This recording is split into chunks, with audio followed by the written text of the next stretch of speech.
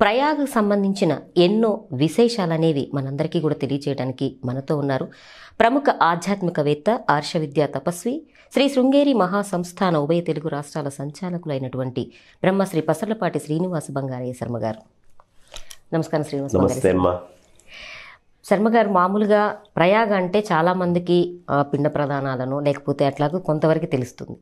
అక్కడ వటవృక్షం అని ఉందని, అట్లాగే ఆదిశంకరాచార్యులు వారి జీవిత చరిత్ర చెబుతున్న కొన్ని భాగాలలో మీరు ఈ ప్రయాగ గురించి కూడా చాలా విశేషంగా చెప్తూ వచ్చారు. అయితే అసలు ప్రత్యేకంగా ప్రయాగ గురించి, ఆ ప్రయాగలో ఏంటి ప్రత్యేకత, అక్కడ వటవృక్షం ప్రత్యేకత ఏంటి, ఇవన్నీ కూడా తెలియజేస్తారా? తప్పకుండా అమ్మ.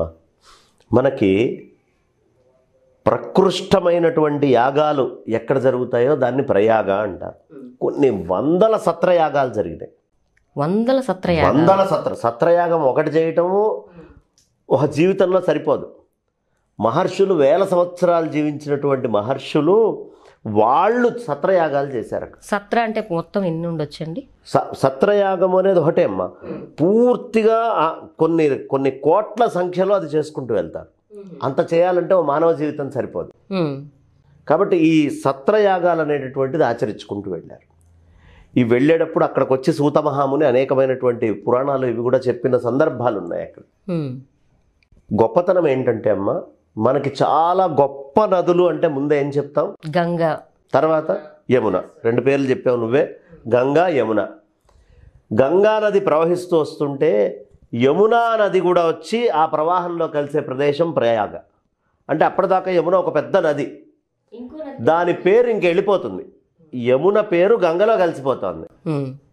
అంటే యమున కూడా గంగగా మారిపోయేటటువంటి ప్రదేశం. అందుకనే గంగా జమున సంగం అంటుంటారు ఎక్కడ విన్నా కూడా. మూడు నదులు అని చెప్తారు కదా. చెప్తా వస్తున్నా అమ్మ. గంగ వచ్చింది, గంగలోకి వచ్చి ఇట్లా యమున కలుస్తుంది. అందుకని ఒక పక్క నుంచి ఎర్రగా కాస్త నీళ్లు ఒక రకంగా వస్తాయి, ఇంకో పక్క నుంచి నల్లగా యమున వచ్చి కలుస్తుంది. మూడోది సరస్వతి అనేటటువంటి నది కింద నుంచి, అంటే బుడగలు ఎప్పుడు వస్తూనే ఉంటాయి అన్నమాట. ఈ సరస్వతి అనేటటువంటి నది కూడా అక్కడ కలుస్తుంది. ఇది మొత్తం నది ఎక్కడో మధ్యలో జరుగుతుంది ఆ బుడగలు రావడం. ఎవడు చెప్పాడు మన వైదిక ఋషికి? ఖచ్చితంగా ఎక్కడ బుడగలు వస్తాయో అక్కడ స్నానం చేయడానికి అన్ని ఏర్పాట్లు చేసి పెట్టారమ్మా. ఈ మాఘమాసం రేపు వచ్చేది. మాఘమాసంలో ముందే తెలియడం మంచిది కాబట్టి చెప్తున్నా. వేణీ దానం అని ఇస్తారు. జుట్టుని కత్తిరించి ఈ జుట్టుని అక్కడ గనక వేస్తే పాపాల నుంచి దూరం అవుతారు. సంకల్పం చెప్పుకొని ఆడవాళ్ళు మిగతా ఎప్పుడూ జుట్టు కత్తిరించుకోకూడదు. వాళ్ళకి కత్తిరించుకోవడానికి అవకాశం ఉన్నటువంటి ఒకే ఒక ప్రదేశం వేణీ ప్రదేశం. వేణీ మాధవుడు అంటారు. ఆ వేణీ మాధవుడు ఎందుకంటే అక్కడ జుట్టుని ఇస్తారు కాబట్టి. ప్రయాగ అంటే ఆడవాళ్ళు ఇచ్చేది జుట్టు అక్కడ, అది తీసుకొని వెళ్ళి ఆ త్రివేణి సంగమంలో కలుపుతారు. ఏమండి, ఎందుకు జుట్టుకిస్తే ఏముంది, నా మొహం జుట్టు అంత విలువైందా అంటే ఖచ్చితంగా జుట్టుకి చాలా ప్రాధాన్యత ఉందమ్మా. అంటే పూర్తిగానండి మనం చేసిన అన్ని పాపాలు సర్వే పాపాన్ కేశానాశ్రిత్య తిష్టంతి అని చెప్తారు. అన్ని పాపాలు జుట్టును అంటుకొని ఉంటాయి. దీనికి ఒక ఉదాహరణ చెప్పనా అమ్మా? మొన్న డ్రగ్స్ కేసు అయింది. ఓ పెద్ద పెద్ద సినీ స్టార్లు అందరూ క్యూ కట్టారు. హీరోయిన్లు, హీరోలు, సైడ్ క్యారెక్టర్లు, డైరెక్టర్లు అందరూ వచ్చారు కదా. వీళ్ళందరూ ఏం చేశారు? టకటక గుండు కొట్టించుకున్నారు కొంతమంది. ఎందుకనండి? ఎందుకయ్యా అంటే వేరేవేవైనా తిని డ్రగ్స్ని మీరు ఆపుకోవచ్చు, బయటకు దాని ఎఫెక్ట్ తెలియకుండా.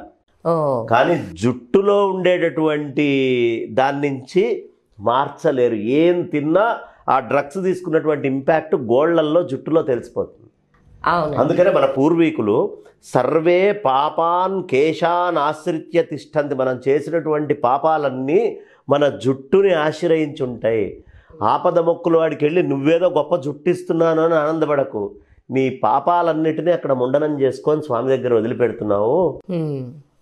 ఇది తెలియాల్సినటువంటి విషయం. కాబట్టి పాపం చేసిన వాడు పట్టుబడేటప్పుడు సామాన్యమైనటువంటి డ్రగ్స్ కేసులోనే గుండు కొట్టించుకుంటే, మరి పుట్టినప్పటి నుంచి ఇన్ని పాపాలు మనం చేసుకుంటూ వస్తున్నామే, ఆ స్వామి దగ్గరే కదా ఈ పాపాలన్నీ నాయనా ఇదిగో క్షవరం అని చెప్పుకోవడం.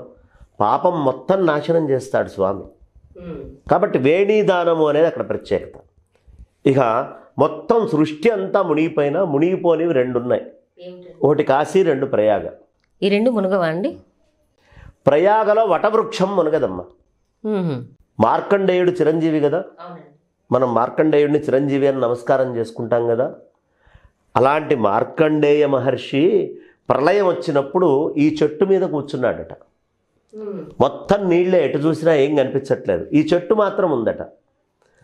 కింద నుంచి ఒక మర్రి ఆకులో కరారవిందేన పదారవిందం ముఖారవిందేన వినివేశయంతం వటస్య పత్రస్య పుటేశయానం బాలం ముకుందం మనసా స్మరామి.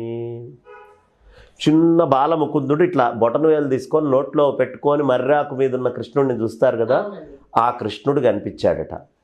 ఆయన ఒక్కసారి అని గాలి పీల్చంగానే మర్రి చెట్టు మీద ఉన్నటువంటి ఈయన ఆయన ముక్కులోకి వెళ్ళి బ్రహ్మాండాలన్నీ చూసి మళ్ళీ ఉచ్ఛ్వాస అయిపోయి నిశ్వాస బయటకు వదిలితే ఇట్లా వచ్చి మళ్ళీ వెళ్ళి ఆ మర్రి చెట్టు మీద కూర్చున్నాడట మార్కండేయుడు. ఆ బ్రహ్మాండాలంతా ఇది శంకరాచార్యుల వారు వర్ణిస్తారు. అంత వైభవమైనటువంటి మర్రి చెట్టు. ఈ విషయము మొత్తము సృష్టి అంతా ఏదైనా అది పోదు అని చెప్పుకున్నాం కదా. అక్బర్ని మనం ఏదో గొప్ప సహనం ఉన్నవాడు అనుకుంటాం. అక్బర్కి సహనం లేదు, పరమత సహనం అసలు లేనే లేదు. అక్బర్ ది గ్రేట్ అని మనం రాయించుకుంటాం మన పుస్తకాల్లో. అస్సలు సహనం లేని వాళ్ళల్లో అక్బర్ ఒకడు. ఈ వటవృక్షం వల్లే మన ధర్మాన్ని ఈ దేశంలో పెట్టలేకపోతున్నాం. ఈ వటవృక్షం ఉన్నంత దాకా హిందూ ధర్మానికి నష్టమయ్యే అవకాశం లేదు. ఇది శాసనం అమ్మ. ఎప్పటిదాకా ప్రయాగలో వటవృక్షం సజీవంగా ఉంటుందో అప్పటిదాకా హిందూ ధర్మాన్ని ఎవడు నాశనం చేయలేడు. ఇది శాసనం. ఇవి మనకు ప్రత్యక్షంగా ఇప్పుడు నేను అనుభవపూర్వకంగా చెప్తాను. ఈ మాట తెలిసి మొత్తం శాఖల కింద కొట్టే ఇచ్చేశాడమ్మా ఆ చెట్టుని.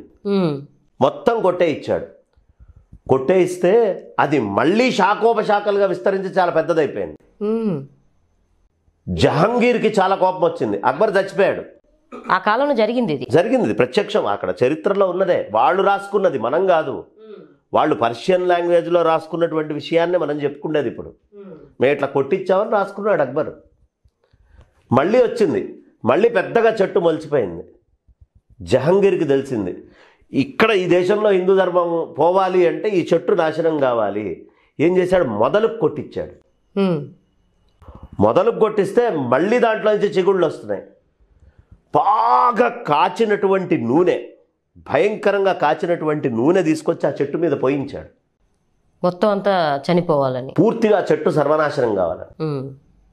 అయినా జహంగీర్ చచ్చిపోయాడు కానీ ఆ చెట్టులోంచి శాఖోపశాఖలుగా వచ్చి ఇప్పటికీ ఆ వృక్షం మనకు కనిపిస్తుంది. ఇప్పటికి ఉందా అండి? ఇప్పటికి ఉంది. అక్కడ పక్కనే కోటలో ఉంటుంది, వెళ్ళి చూడొచ్చు.